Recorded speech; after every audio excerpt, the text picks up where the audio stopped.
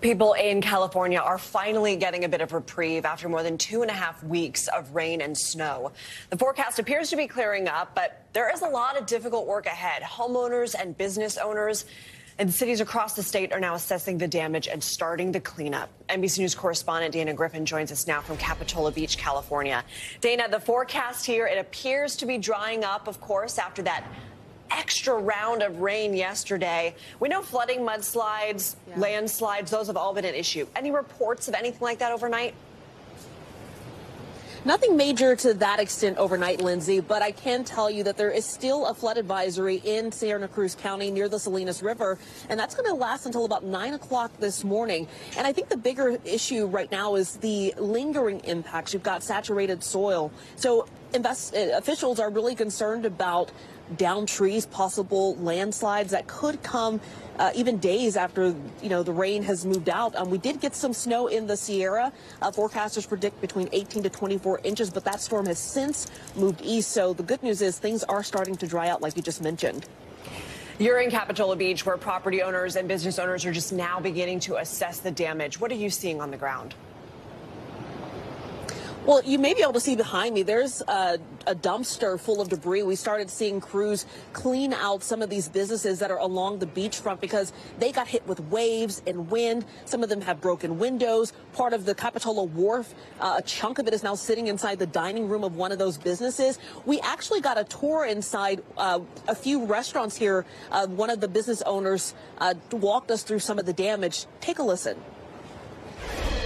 The waves came right through here and into the restaurant. So this was our deck when you walked in, and this got blown up and was out in the middle of the street. That's how hard the waves hit. And I was sitting at home, and I knew the king tide was happening, and I'm watching on the video, and all of a sudden you just see a wave, the camera's inside, the wave just come all the way up and hit the fan. Unbelievable power. Yeah, and the floorboards in there are just kind of like ripped to shreds because of the water that kept coming underneath this building. This particular business owner is hoping that he can get everything cleaned up and restored by spring break because this is a tourist area and they really rely heavily on the tourism industry to kind of help keep them afloat, Lindsay. Wow, so much damage there. So, Dana, what about this federal aid? What is it for and how can people apply?